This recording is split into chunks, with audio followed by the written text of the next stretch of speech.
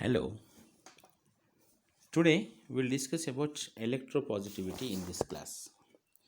What is electropositivity? Electropositivity is the tendency to lose the electron, to lose the valence electron. Generally, valence electrons only can be removed. So, electropositivity is quite opposite of electronegativity. In electronegativity, we say it is the tendency to gain or to attract the shared pair of electrons. Here, it is the tendency to lose its valence electron. It is the power of losing its valence electron. Losing of electrons is the character of metals. So, electropositivity is metal nature. Metals will be having low ionization potential. Because of this less ionization potential, the tendency to lose the electrons will be more. So, electropositivity is a characteristic of metals. Okay, now, metals and metallic nature is nothing but electropositivity. So, which metal will be having more electropositivity? For example, alkali metals, if you consider, the alkali metals are lithium, sodium, potassium, rubidium, cesium, and francium. Francium is radioactive, so we don't discuss much about that one. But from lithium to cesium, if you see, the atomic radius is increasing. When atomic radius increases, the nuclear charge will be decreasing. Ionization potential decreases. When ionization potential decreases, you can remove the electron easily. So the metallic nature also increases. Metallic nature increases means obviously the tendency to lose the electron will be increasing. So electropositivity increases down the group. This we call as trends. Trends means how we are going to discuss the changes. Down the group, electropositivity increases. It should increase. It increases. The reason is very simple. Down the group, atomic radius increases. When atomic radius increases, obviously electropositivity should increase. In the periods, non-metallic nature is going to increase beta. So electropositivity decreases. In any period, alkali metal will be having maximum metallic character. Any period, alkali metal will be biggest in size, more size when it is there. Definitely the ionization potential will be minimum and the tendency to lose the electron will be more. So electropositivity will be high. Among alkali metals, cesium is highest because of its large size and less ionization potential. Cesium can lose the electrons easily. So trends down the group, it increases, across the period it decreases. And they can ask you this kind of concepts also. Alkali metals and alkaline earth metals, if you see, alkali metals are more electropositive than alkaline earth metals across the period. And second thing is they are having fulfilled stability. One more point is transition metals with other group metals. Transition metals are not so electropositive. That means metallic nature is not like alkali metals and alkaline earth metals. Transition metals are less metallic, okay, when you compare with the alkali and alkaline earth metals. Of course, metals there, but metallic nature will be quite less. The same way we can discuss about metallic and non-metallic nature.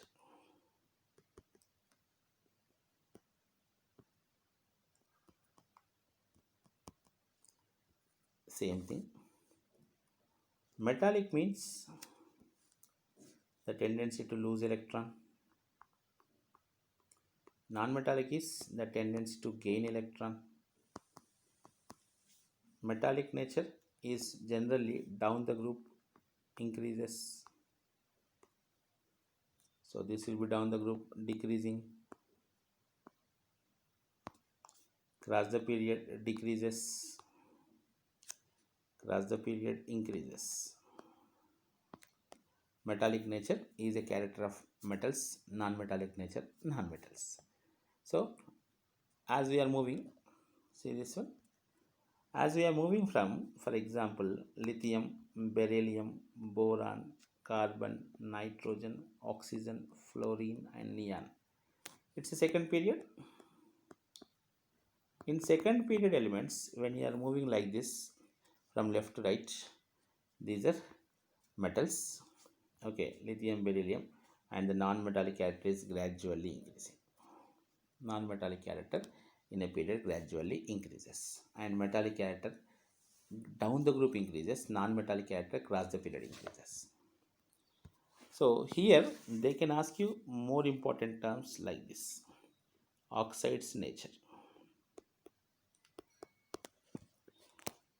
First of all, we should know how many types of oxides are there.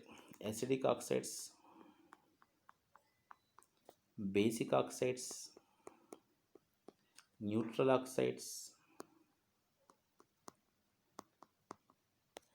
and amphoteric oxides. Acidic oxides are like Cl2O7, SO2, CO2. These are acidic oxides. Basic oxides means metal oxides like Na2O, calcium oxide. All these are basic oxides. Neutral oxides are rare. Carbon monoxide is neutral. NO, N2O. Nitric oxide, carbon monoxide are neutral. Amphoteric are special, Al2O3 and ZNO. What is the meaning? The meaning is very simple. If you take acidic oxide, for example Cl2O7, when you drop it in water, it is going to form an acid. Okay, now CO2 plus water, carbonic acid, SO2 plus water, H2SO3, Cl2O7 plus water, HClO4. Basic oxides, which form bases, Na2O gives sodium hydroxide, calcium oxide gives calcium hydroxide. Carbon monoxide, NO and N2 are neutral. They won't react with any acid or base. That's why they are neutral in nature. Okay, very rarely we get neutral, and remember these three.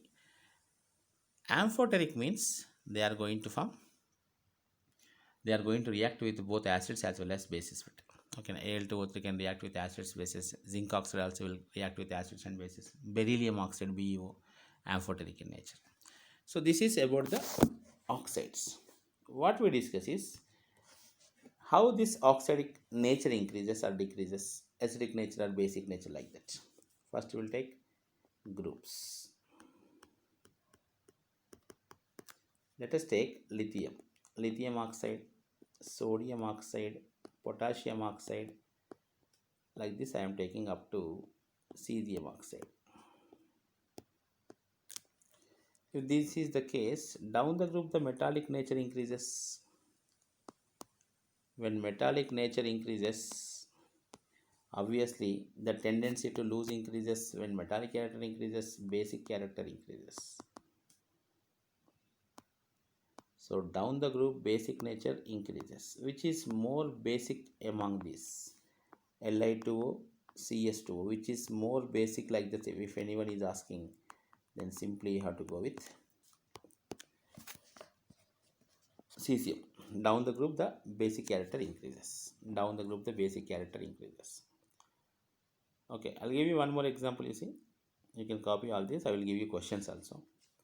See, beryllium oxide, magnesium oxide, calcium oxide, strontium oxide. If you take,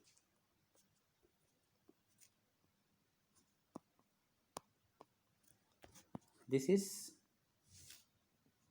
what you say, acidic nature. Okay, but interesting thing is none of them are acidic in nature. So instead of giving like this, you just give the order like this: beryllium oxide, magnesium oxide, calcium oxide, strontium oxide and barium oxide. This is the right order.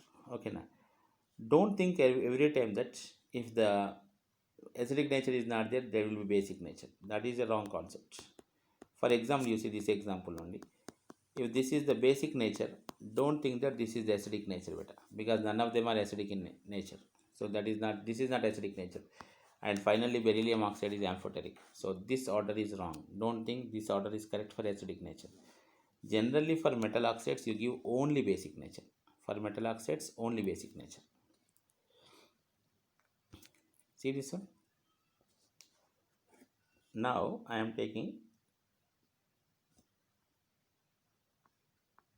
Na2O, MgO, Al2O3, third period I am taking SiO2, P2O5, SO3 and Cl2O7. See here, Na2O and MgO are basic in nature, but in that sodium is strongly basic in nature. And when it comes to Al2O3, this is amphoteric. Just now I gave you the example of amphoteric also. And all these are acidic in nature. In that acidic nature, again this is weakly acidic in nature and this is strongly acidic in nature. So cross the period when you are moving, cross the period from left to right when you are moving, the acidic nature of oxides increases. Acidic nature of oxides increases and basic nature of oxides decreases. You see sodium oxide is strongly basic. Magnesium oxide is basic. Aluminium oxide is amphoteric. Silica weakly acidic. P2O5 acidic. SO3 strongly acidic. Cl2O7 very strongly acidic. Across the period the acidic character increases and down the group the basic character increases. Okay, about nature of oxides, this is one important point. Then valencies. What is valency? Valency is combining capacity. Combining capacity of an atom is called valency beta. Combining capacity of an atom is valency. So valency is generally defined in many ways. We will go with the regular way. First one, according to hydrogen. According to hydrogen, valency is number of hydrogens attached.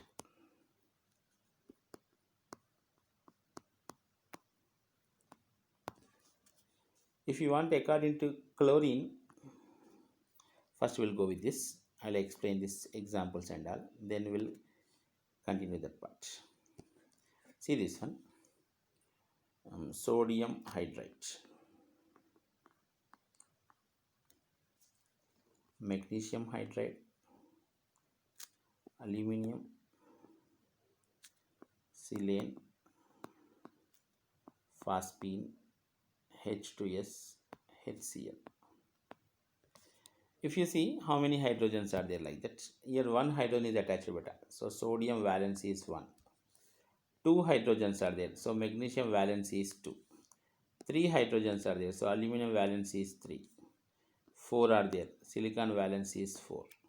3 are there. Phosphorus valency is 3. Here 2 are there. So sulfur valency is 2. Chlorine valency is 1. So the graph is 1, 2, 3, 4 increasing, then decreasing. According to hydrogen, if you see, the graph is continuously increasing up to 4, then gradually decreasing up to 1 beta. This is according to hydrogen. Cross the period I am saying. In a group, the valency is generally same. Okay, now sodium, potassium, magnesium, rubidium. If you are taking sodium, potassium, rubidium, cesium, if you are taking, the valency is going to be 1. Beryllium, magnesium, calcium, if you are taking, the valency is going to be 2. So valency will be same here. But periods, according to hydrogen, the valency is increasing up to 4. This is 1, this is 4, and this is again back to 1. So valency is the number of hydrogens attached. The example you can see here. Second example we'll take according to chlorine. Same like hydrogen, number of chlorine atoms attached. SiCl4, PCl3, SCl2 and Cl2. You can say, sir, PCl5 is also possible. Now your choice, but you can take, not an issue. So here the sodium valency 1, magnesium valency 2, aluminum valency 3, silicon valency 4, phosphorus, this I am taking 3, and this you take 2, and Cl2 means chlorine attached to one other chlorine beta, so valency is going to be 1. The same issue here, again it is increasing up to 4. This kind of exceptions you can see somewhere. Generally, in general, okay, now periodic table won't give you the exact things every time. In general, it is increasing from 1 to 4, then decreasing up to 1. Increasing from 1 to 4, then decreasing to 1. According to chlorine, this is. Groups always same beta. Okay, now whatever the according to hydrogen or chlorine or oxygen, the groups it is going to be same. But periods it is increasing from 1 to 4, then coming back to 1. See, one more. This is very interesting now. According to oxygen, if one oxygen is there, the valence is 2. For example, carbon monoxide, carbon valence is 2. For example, carbon dioxide, the carbon valence is 4. If one oxygen is attached, the valence is 2. Okay, SO3, sulfur valence is 6, like this. Now just see, and we'll check what happens in case of oxygen. Sodium oxide, see carefully, magnesium oxide, alumina, silica, P2O5, SO3, Cl2O7. You just need to check how many hydrogens are, how many oxygens are there. One oxygen is there, beta, so valency will be 2, but 2 sodiums are there. Each sodium is sharing 1 valency. One oxygen, so valency is 2. Only one magnesium, so solely given to magnesium. 3 oxygens, so 6, but 2 aluminiums are there, each 3. 2 oxygens, so 4. Only one silicon is there, so sol. P2O5 5 are there, that means 10 valency, but 2 phosphorus are there, so sharing. Each phosphorus gets 5. Here sulfur 6, and here chlorine 7. So 1 to 7, it is continuously increasing beta according to oxygen. This is the only point that you need to remember. According to hydrogen, according to chlorine, that is increasing 1 to 4, then decreasing. According to hydrogen and chlorine, if you are seeing 1 to 4, that is increasing, then that is coming back to 1 beta in a period. But according to oxygen, that is continuously increasing from 1 to 7. You can see here. You can apply the same for second period elements also. According to oxygen, the valency increases from 1 to 7 in a period. According to hydrogen and according to chlorine, the valency increases up to 4, then decreases back to 1. This is about valences. So in this class, we were discussing about electropositivity, metallic nature, non-metallic nature, valences down the group, valences cross the period, according to hydrogen, according to chlorine, according to oxygen. Few more terms will be there. With that, we'll conclude the topic. Okay, that part we'll do in next session. Remember, the most electropositive element is cesium, most electronegative element is fluorine. Okay, fluorine most electronegative, most electropositive is cesium, highest ionization element is helium, and more electron affinity element is chlorine. Okay, see the specialties of this. It is electronegativity highest, this is electropositivity highest, this is ionization potential highest, and chlorine is highest electron gain enthalpy. Done. So meet you next class with the remaining part of the periodic properties. Good day. Signing off. This is Lakshma Reddy.